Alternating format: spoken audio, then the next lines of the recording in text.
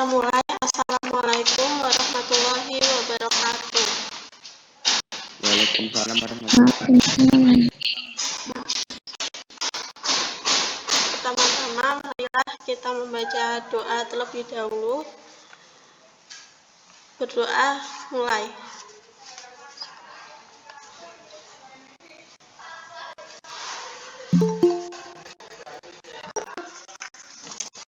Sebelum pembelajaran dimulai, perkenalkan, saya mahasiswa dari Universitas Muhammadiyah Surakarta, yaitu Indah Setianingsih dari Pendidikan Bahasa dan Sastra Indonesia. Sebelumnya, saya presentasi terlebih dahulu ya. Amarga Fadilah, Anissa Nur Laila,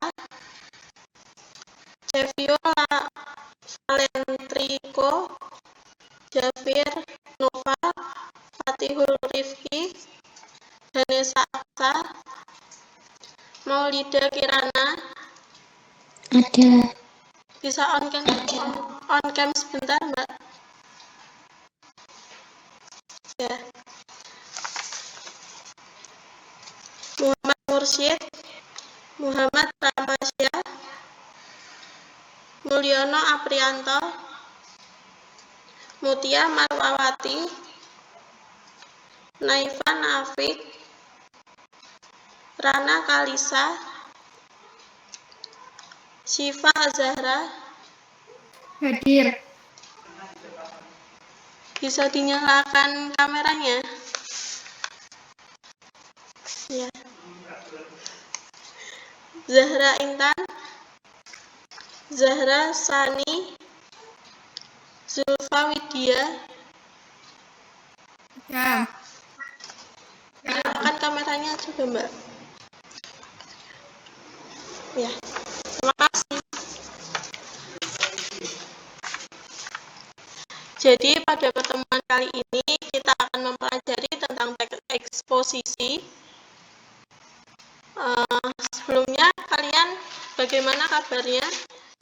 Semoga tetap sehat ya, menjaga kesehatan, mematuhi 5M, mencuci tangan, memakai masker, menjaga jarak, menjauhi kerumunan, dan mengurangi kegiatan di luar rumah.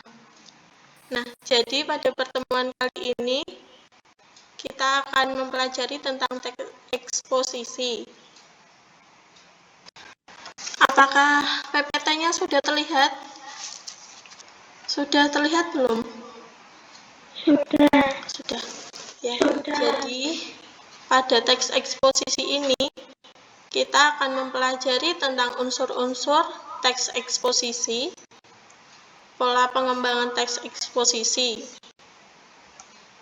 Dari unsur-unsur teks eksposisi ini dibagi menjadi 2 poin. Yang pertama yaitu gagasan dan fakta dalam teks eksposisi. Yang kedua yaitu pola-pola pengembangan teks eksposisi. Lalu cara menyimpulkan isi teks eksposisi dibagi menjadi 2 poin juga. Yang pertama yaitu gagasan umum sebagai dasar penyimpulan isi teks. Dan yang kedua yaitu jenis-jenis paragraf berdasarkan letak gagasan umum. Tujuannya diharapkan kalian dapat mengidentifikasi unsur-unsur teks eksposisi, mampu menelaah pola-pola pengembangan teks eksposisi, lalu menjawab pertanyaan teks eksposisi dan menyimpulkan isi teks eksposisi. Jadi apa sih yang dimaksud dengan teks eksposisi? Teks eksposisi adalah teks yang berisi karangan yang mengandung sejumlah informasi dan pengetahuan secara singkat, padat, dan akurat, yang berisi gagasan dan fakta. Gagasan dan fakta dalam teks eksposisi. Nah, dalam gagasan teks eksposisi, yaitu disebut juga ide atau pendapat.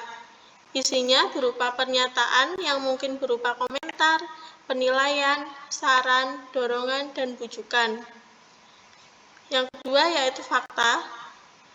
bisa disebut juga sebagai keadaan atau peristiwa yang merupakan kenyataan sesuatu yang benar-benar ada atau terjadi. Dalam teks eksposisi, fakta berfungsi untuk memperkuat gagasan, sehingga diharapkan lebih meyakinkan khalayak. Perbedaannya gagasan dengan fakta, kalau gagasan itu belum terbukti apakah terjadi atau tidak. Yang kedua yaitu hanya berupa pendapat. Yang ketiga yaitu data belum akurat dan jelas. Bedanya dengan fakta, yaitu fakta sudah terbukti terjadi, berisi kenyataan, tidak ada pendapat pribadi, dan data bersifat akurat dan jelas. Poin kedua yaitu pola-pola pengembangan teks eksposisi yang dibagi menjadi yang pertama pola umum khusus. Pola umum khusus itu ide pokok berada di awal paragraf.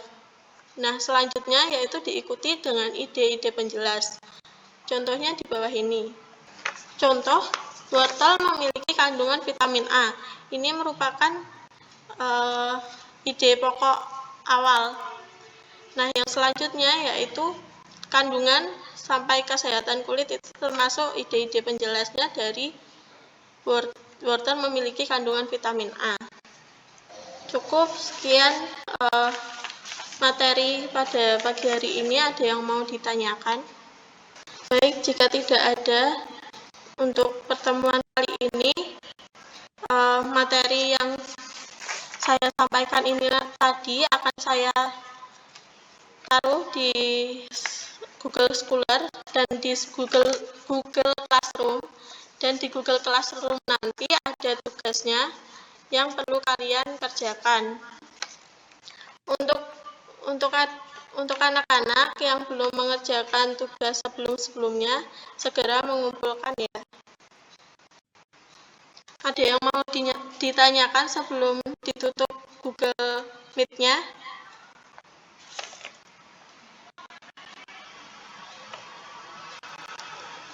Baik, tidak ada. Yaudah, sebelumnya saya akan menyampaikan kesimpulan dari pembelajaran pada pagi hari ini. Teks eksposisi adalah berisi karangan yang mengandung sejumlah informasi dan pengetahuan atau gagasan dan fakta secara singkat, padat, dan akurat.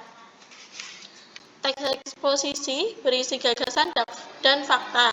Bedanya, gagasan yaitu belum terbukti terjadi atau tidaknya, hanya berupa pendapat dan data belum akurat dan jelas. Bedanya dengan fakta yaitu sudah terbukti terjadi, berisi kenyataan, dan fakta datanya akurat dan jelas. Selanjutnya yaitu pola-pola pengembangan teks eksposisi dibagi menjadi 4. Yang pertama yaitu pola umum khusus, yang kedua khusus umum, yang ketiga pola ilustrasi, dan yang keempat pola perbandingan. Dan pola teks eksposisi menurut jenisnya berdasarkan gagasan umumnya itu dibagi menjadi 3, yaitu paragraf deduktif, induktif, dan campuran. Baik, pada pertemuan pagi hari ini cukup sekian. Wassalamualaikum warahmatullahi wabarakatuh.